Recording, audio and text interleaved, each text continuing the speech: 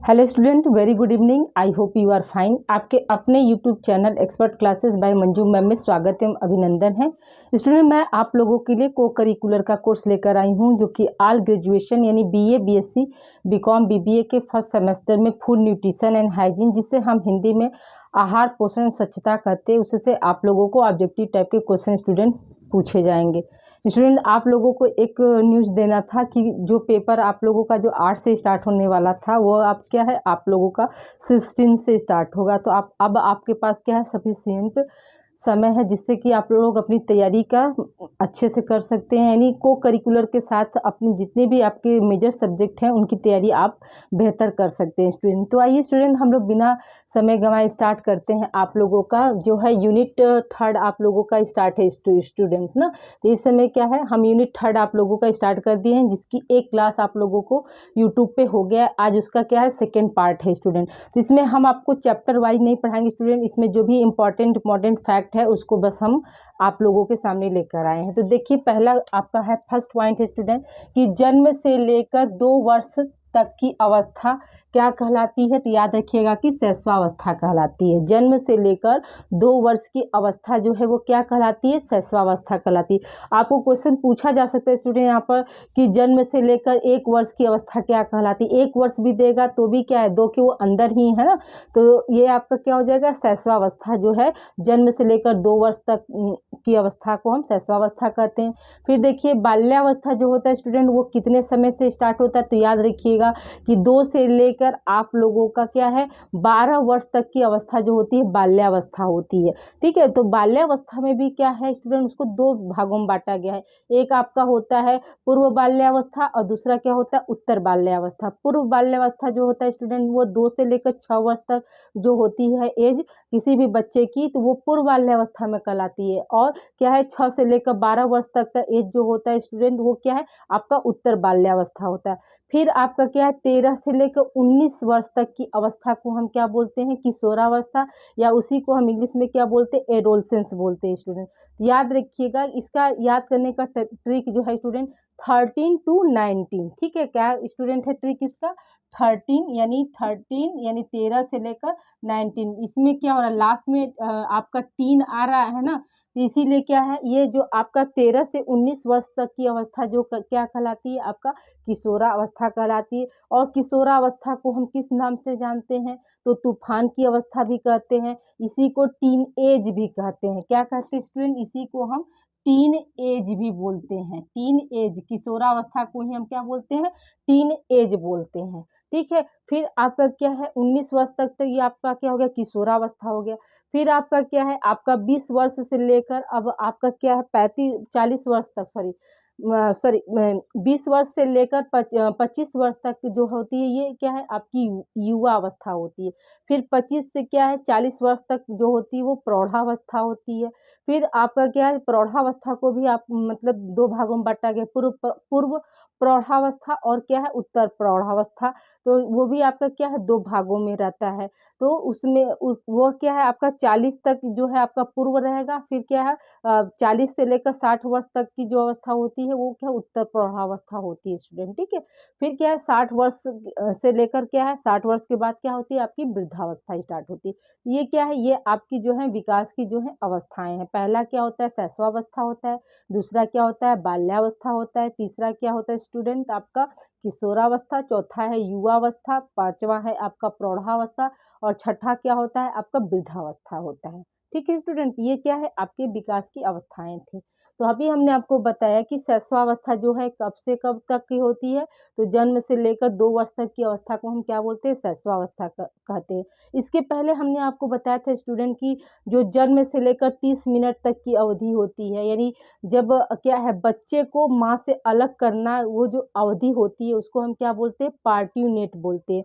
वो क्या है वो जन्म से लेकर 30 मिनट तक की अवधि को हम पार्ट्यूनेट बोलते हैं। और नियोनेट यानी नवजात शब्द किसके लिए आता है, नवजात की अवधि कितने दिनों की होती है, तो याद रखिएगा कि वो क्या है आपका जन्म से लेकर 30 दिन की जो अवधि होती है वो क्या है नवजात की अवधि होती है या नवजात अवस्था उसको हम कहते हैं। ठीक है, तो ये सब थोड़ा बहुत जानकारी क्या था पूर्व क्लास के बारे में हमने डिस्कस कर लिया। अब आइए हम बात करते हैं स्टूडेंट जन्म के समय शिशु की लंबाई। तो यहाँ पे क्या स्टूडेंट, हम 1 साल तक का आपको एक जगह हमने कर दिया है कि जन्म के समय आपका शिशु का लंबाई क्या होता है, 20 से लेकर 22 इंच होता है। फिर 6 माह में जो है शिशु की लंबाई कितनी हो जाती है, 26 इंच हो जाती है, यानी बढ़कर 6 माह में क्या है शिशु की लंबाई कितनी हो जाएगी, 26 इंच हो जाती है। फिर क्या है 1 वर्ष में क्या हो जाती है स्टूडेंट, याद रखिएगा कि 30 इंच जो है वो क्या है 1 वर्ष में हो जाती है। तो ये आप एक जगह ये रहेगा तो आपको याद करने में क्या होगी, सुविधा हो जाएगी। ठीक है, तो याद रखिएगा कि जन्म के समय क्या है आपका, ये इंपॉर्टेंट है, ये आपका 2020 में क्वेश्चन पूछा गया था स्टूडेंट कि जन्म के समय शिशु की लंबाई होती है। यहाँ पे क्या हो जाएगा, जन्म के समय 20 से 22 इंच होती है, 6 माह में यही लंबाई बढ़कर कितनी हो जाती है, 26 इंच हो जाती है, और 1 वर्ष में यही लंबाई बढ़कर कितनी हो जाती है, 30 इंच हो जाती है। ठीक है स्टूडेंट, अब देखिए स्टूडेंट नेक्स्ट पॉइंट है आपका कि 6 माह का स्वस्थ शिशु अपने वजन काल से, मतलब यानी कि जब 6 माह का जो एक बच्चा है उसका वजन अगर मान कर चलिए 1 किलो है, तो वो 6 माह के बाद कितना हो जाएगा, कितना वजन प्राप्त कर लेगा, तो याद रखिएगा कि दुगना वजन प्राप्त कर लेगा। जैसे हमने अभी क्या होता है, जो आपका जन्म के समय शिशु का वेट कितना होना चाहिए स्टूडेंट, तो आपको हमने पूर्व क्लासेस में बताया था कि 2.5 से लेकर 3.5 kg के बीच में क्या होना चाहिए, शिशु का वेट होना चाहिए। अगर वेट जो है आपका इससे कम है तो उस बच्चे की मृत्यु हो जाती है। उसी मृत्यु को हम क्या बोलते हैं, स्मॉल फॉर डेथ बोलते हैं। ये सब हम आप लोग को पूर्व क्लासेस में बताए थे। ठीक है, तो अब देखिए यहाँ पर क्या है कि मतलब 6 माह तक, अगर मतलब 6 माह का कोई बच्चा है और उसका वेट अगर मान लीजिए हाँ, उसका वेट अगर मान लीजिए 4 किलो है, तो 6 माह के बाद उसका वेट बच्चे का कितना हो जाएगा, दुगना का मतलब क्या हो जाएगा कि 4 दूना क्या होता है, 8 होता है, यानी 8 kg का वो बच्चा जो है 6 माह के बाद अपने वेट का, मतलब अपने वेट का वो क्या करता है, दुगना वजन प्राप्त कर लेता है। ठीक है, अब देखिए नेक्स्ट पॉइंट स्टूडेंट आपका है कि शैशवावस्था में शिशु को पोषक तत्व, हाँ, यानी शैशवावस्था के दौरान शिशु का पोषक तत्व कौन कौन सा होता है। तो याद रखिएगा कि शैशवावस्था हो या जीवन की कोई भी अवस्था हो, तो उसमें क्या है मतलब न्यूट्रिएंट्स, सारे न्यूट्रिएंट्स की जरूरत पड़ती है। तो देखिए इसमें क्या है आपका, शैशवावस्था में शिशु को पोषक तत्व कौन कौन सा चाहिए, तो प्रोटीन है, कैलोरी है, कैलोरी मतलब कार्बोहाइड्रेट, वसा, जल, विटामिन और खनिज लवण। तो ये क्या है, 6 जो है जो आपके न्यूट्रिएंट एलिमेंट्स होते हैं, वो 6 की क्या होती है, आवश्यकता पड़ जाती है। अगला है आपका पॉइंट स्टूडेंट, शैशवावस्था में भोजन की विधियां होती हैं। ठीक है, यानी शैशवावस्था में भोजन हम किन किन विधियों से देते हैं, तो याद रखिएगा कि शैशवावस्था में जो भोजन की विधियां होती हैं वो कितनी होती हैं, 3 होती हैं। कौन कौन सी होती हैं, तो पहला है आपका विधि स्टूडेंट तरल भोज्य पदार्थ के रूप में देते हैं, दूसरा क्या अर्ध तरल भोज्य पदार्थ, और तीसरा क्या होता है, ठोस पदार्थ। ठीक है, तो भोजन की ये तीनों विधियां जो होती हैं वो क्या है, आपके शैशवावस्था में चलती है स्टूडेंट। ठीक है, ठीक है, अब अगला पॉइंट है स्टूडेंट कि माँ के दूध में तत्व, यानी माँ के दूध में कौन कौन से पोषक तत्व पाए जाते हैं, तो याद रखिएगा कि माँ के दूध में क्या होते हैं, सभी प्रकार के पोषक तत्व पाए जाते हैं। जैसे आपका क्या हो जाएगा, प्रोटीन है, वसा है, कार्बोज है, खनिज लवण है, विटामिन है और जल है। ठीक है, माँ के दूध में पोषक तत्व कौन कौन सा हो जाएगा, प्रोटीन, वसा, कार्बोज, खनिज लवण, विटामिन और जल होता है। फिर है आपका अगला पॉइंट है स्टूडेंट कि माँ के प्रारंभिक दूध को, यानी जब क्या है, माँ कोई भी लेडी जब माँ बनती है यानी बच्चे को जन्म देती है, तो उस समय जो हल्का सा पीला रंग का जो दूध होता है उसको क्या बोलते हैं, प्रारंभिक दूध बोलते हैं। तो माँ के प्रारंभिक दूध को क्या नाम दिया गया है, तो कोलेस्ट्रम दिया गया है। ठीक है, किस नाम से हम जानते हैं, कोलेस्ट्रम के नाम से जानते हैं। इसी दूध में क्या होता है, ये सारे पोषक तत्व जो होते हैं मौजूद होते हैं। इसीलिए कहा जाता है कि माँ जन्म के बाद माँ का दूध तुरंत, जो पीला वाला जो गाढ़ा पदार्थ निकलता है, स्राव होता है, उसको तुरंत पिलाना चाहिए, क्योंकि इसमें बहुत सारे क्या होते हैं, एंटीबायोटिक होते हैं, जो कि किसी भी शिशु के शारीरिक मानसिक विकास, या यूं कह सकते हैं कि शिशु के इम्यूनिटी पावर को क्या करते हैं, बढ़ाते हैं, रोग प्रतिरोधक क्षमता को वो बढ़ाने का कार्य करते हैं। तो उसका क्या नाम होता है, उसका नाम होता है कोलेस्ट्रम होता है स्टूडेंट। ठीक है, अगला पॉइंट है स्टूडेंट आपका है कि माँ के दूध में कोलेस्ट्रम का प्रभाव, मतलब कितने दिन तक होता है, कितने दिन तक रहता है। तो आपके ऑप्शन में रहेगा 1 से 2 दिन, 2 3 से 4 दिन, 4 से 5 दिन।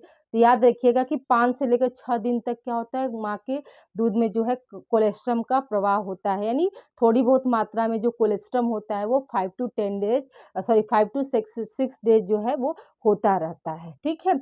अगला पॉइंट स्टूडेंट आपका है कि शिशु जन्म के बाद माता का दूध पिलाना चाहिए। हाँ, शिशु का जन्म हो जाता है तो माँ का दूध कब पिलाना चाहिए, तो 8 से 10 घंटे के बाद ही पिलाना चाहिए। ठीक है, 8 से 10 घंटे के बाद क्या करना चाहिए, माँ का दूध पिलाना चाहिए। ठीक है। अगला पॉइंट स्टूडेंट आपका है नवजात शिशु प्रारंभ में स्तनपान करता है, यानी नवजात शिशु जो है प्रारंभ में कितने देर तक या कितने समय तक जो है स्तनपान करता है, यानी फीड करता है। तो कितना देर तक, तो 5 मिनट्स जो है वो क्या करता है, स्तनपान करता है। अगला पॉइंट स्टूडेंट है माँ के दूध में, सॉरी गाय के दूध में माँ के दूध के अपेक्षा प्रोटीन कैल्शियम होता है। ठीक है, गाय के दूध में माँ के दूध के अपेक्षा प्रोटीन कैल्शियम होता है, कितना होता है, तो आपके ऑप्शन में रहेगा 2 गुना, 4 गुना, 5 गुना, 6 गुना या 3 गुना। तो हम क्या बताएंगे कि जो गाय का दूध होता है वो माँ के दूध की अपेक्षा उसमें क्या है, कैल्शियम और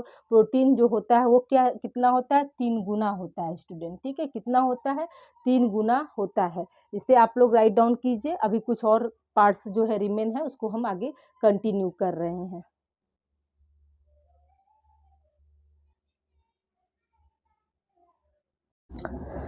आइए स्टूडेंट हम लोग आगे कंटिन्यू करते हैं। स्टूडेंट आगे कंटिन्यू करने से पहले आप लोगों से एक छोटी सी हम्बल रिक्वेस्ट है कि इस वीडियो को आप लोग ज़्यादा से ज़्यादा बच्चों को आप लोग शेयर करिए, ताकि वो बच्चे भी क्या हो, इस चैनल से जुड़कर अपनी को करिकुलर की तैयारी कर सकें और जो भी एग्ज़ाम ओरिएंटेड है वो क्वेश्चन पेपर को सॉल्व कर सके और अपने तैयारी को बेहतर करके अपने रिजल्ट को वो बेहतर कर सकते हैं स्टूडेंट। ठीक है, तो स्टूडेंट आइए देखिए हम आगे कंटिन्यू करते हैं।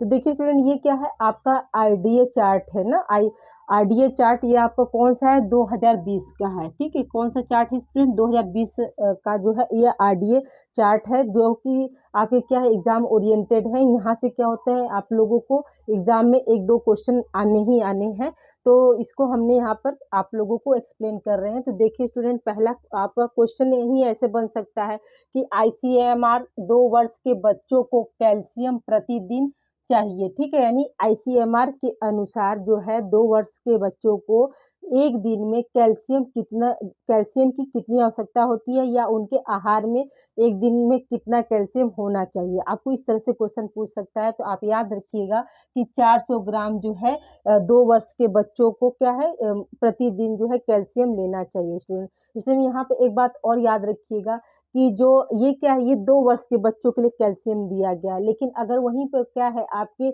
जन्म से लेकर 6 महीने और 6 महीने से लेकर 1 वर्ष तक अगर पूछा जाए कि मतलब उनको क्या, मतलब उनको कितनी कैल्शियम की रिक्वायरमेंट होती है, तो याद रखिएगा कि आपका जन्म से लेकर 1 वर्ष तक के बच्चों को लिए कैल्शियम की जो रिक्वायरमेंट होती है वो नगण्य है, मतलब शून्य है। उसका क्या है, कोई डाटा नहीं है। लेकिन क्या है, 2 वर्ष से लेकर मतलब 1 से लेकर 3 वर्ष तक के बच्चों के लिए क्या है, जो कैल्शियम की जो रिक्वायरमेंट होती है वो कितनी होती है, तो 400 ग्राम होती है। ठीक है स्टूडेंट, आप देखिए अगला पॉइंट स्टूडेंट, आईसीएमआर एक साधारण महिला को कैलोरी प्रतिदिन चाहिए। ठीक है, यानी आईसीएमआर के अनुसार जो एक साधारण महिला है, हमने आपको क्लास में स्टूडेंट जब आरडीए स्टार्टिंग वीडियो में ही आरडीए आप लोगों को हमने बताया है, तो उसमें क्या है, महिला को हमने 3, पुरुष को भी 3 कैटेगरी में बांटा था और महिला को भी 3 कैटेगरी में बांटा था। एक क्या था, एक साधारण महिला, यानी साधारण का मतलब क्या हुआ कि सामान्य काम करने वाली। ठीक है, दूसरा क्या था, मध्यम महिला, यानी उससे थोड़ा सा वो करने वाली, और एक तीसरा क्या था, उत्तम उच्च कोटि की महिला। यानी ऐसे आप समझ लीजिए कि साधारण का मतलब क्या हुआ कि हार्ड वर्कर। ठीक है, मतलब सबसे ज़्यादा कार्य कर रही है। फिर क्या, मध्यम वर्ग यानी कम काम करने वाले है, कम साधारण मतलब सॉरी मध्यम वर्ग में क्या होगा, कम क्रियाशील जो महिला होंगी, और उत्तम वर्ग में क्या हो जाएगा आपका, मतलब अधिक क्रियाशील जो महिला होगी। तो वो ये चीज़ यहाँ पे क्या है, तो देखिए आपको हमने यहाँ बताया कि मतलब एक साधारण महिला को कैलोरी प्रतिदिन मतलब कितना चाहिए, कितने किलो कैलोरी जो उसको ज़रूरत पड़ती है।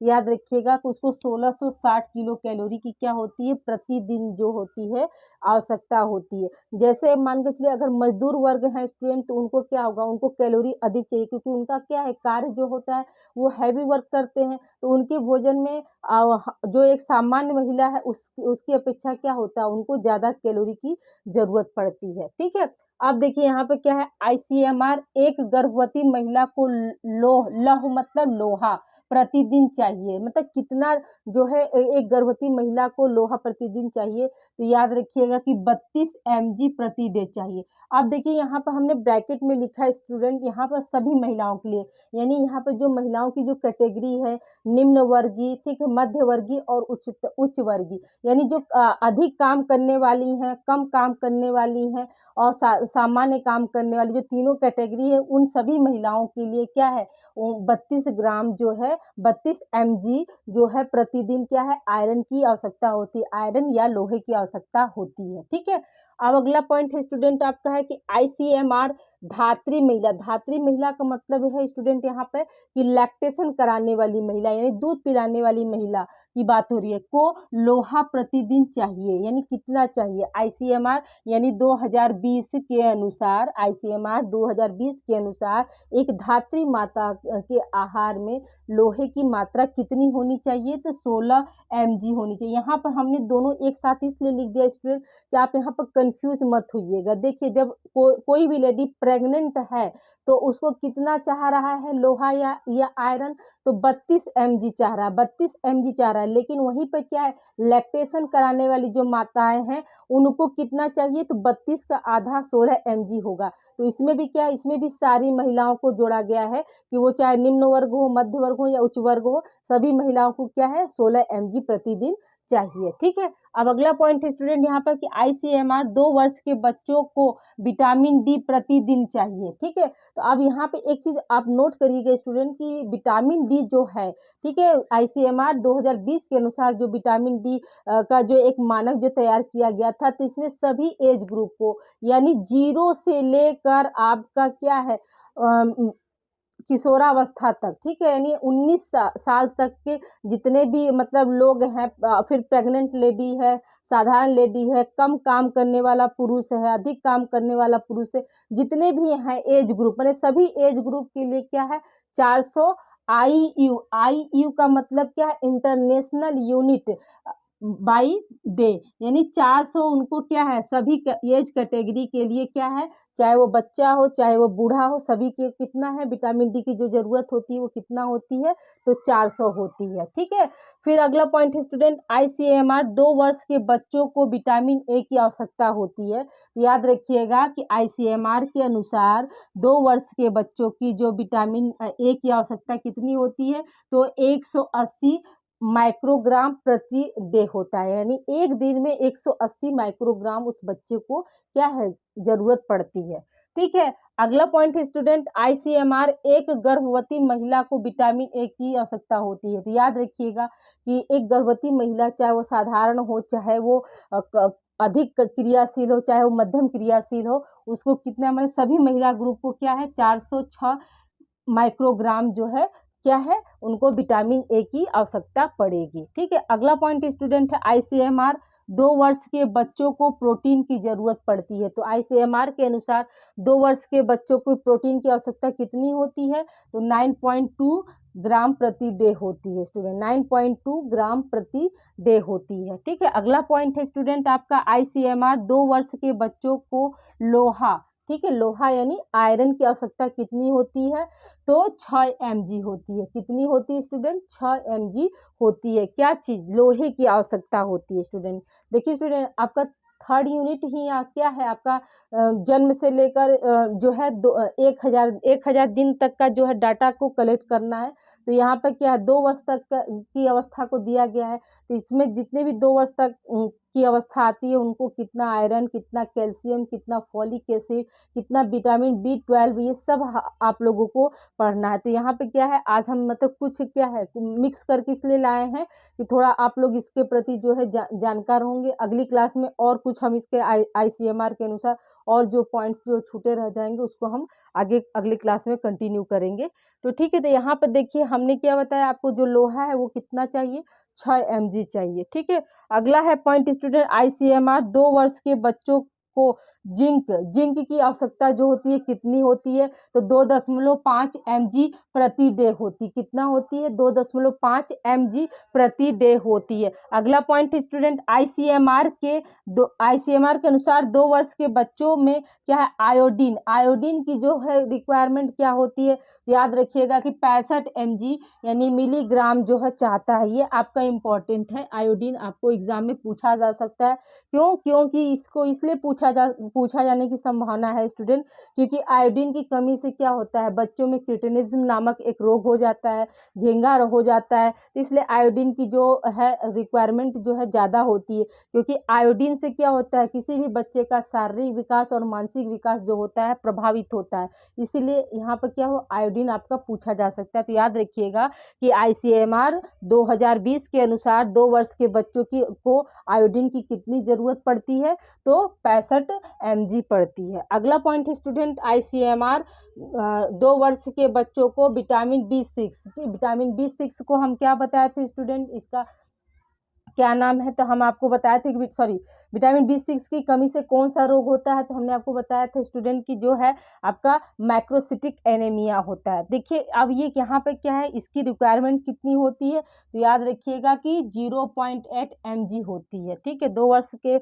बच्चों को विटामिन B6 यानी आपको कितना इसकी जरूरत पड़ेगी, तो 0.8 क्या है mg प्रति डे पड़ता है स्टूडेंट। ये क्या है आपका कुछ RDH से संबंधित जो है आपके लिए हमने यहाँ पे क्या एक जगह समरप कर दिया कि आप दोनों चीज़ चाहिए कि एक प्रेग्नेंट लेडी को क्या क्या क्या चीज़ों की ज़रूरत पड़ती है, और एक धात्री माता को, और लेकर 0 से लेकर 2 वर्ष के बच्चों को क्या क्या चीज़ों की ज़रूरत पड़ती है। ये कुछ क्या है, कुछ आपका एक मतलब क्वेश्चन का कलेक्शन एक जगह आपका हो गया, ताकि आपको याद करने में क्या हो जाएगा, आसानी हो सकता है। ठीक है, देखिए अब जैसे विटामिन डी आपको बहुत अच्छे से याद हो जाएगा कि विटामिन डी चाहे वो कोई एज ग्रुप हो, ये क्या है आपको 400 ग्राम देना तय है। ठीक है, उसी तरह से क्या है 32 जो है आयरन जो है आपका, ये आपका इम्पॉर्टेंट है, ये हमेशा एग्जाम में पूछा जाता है स्टूडेंट। ठीक है, कि एक गर्भवती महिला को एक गर्भवती महिला को कितने ग्राम जो है आयरन की जरूरत प्रतिदिन पड़ती है, तो क्या बताएंगे कि 32 ग्राम जो है एक प्रेग्नेंट लेडी को जरूरत पड़ती है। और आप एक धात्री महिला यानी दूध पिलाने वाली महिला को या दूध पिलाने वाली माता को कितने जो है आयरन की ज़रूरत पड़ती है, तो आप क्या बताएंगे कि उसको भी क्या है 16 पड़ती है। आप याद रखिएगा 16 दूना 32 यानी जब लेडी प्रेग्नेंट है तो उसको 32 चाह रहा है, और लेडीज़ क्या है जो मतलब वो दूध पिला रही है तो उसको 16 चाह रहा है। तो ये तो आपको ऐसे ही आपको याद हो जाएगा। ठीक है स्टूडेंट, इसे आप लोग क्या करिए, राइट डाउन करिए। कुछ और रिमेन पार्ट है जो कि आपको क्या है अगली क्लास में आप लोगों का हम कंप्लीट कर देंगे। ठीक है स्टूडेंट, ओके स्टूडेंट, अपना ध्यान रखिएगा और अच्छे से ठंडी से बचते हुए आप लोग अपनी स्टडी को प्रॉपर करिएगा। Okay student, thank you for watching my videos. Please like share subscribe my channel expert classes by Manju ma'am. मिलते हैं हम अगली क्लास में।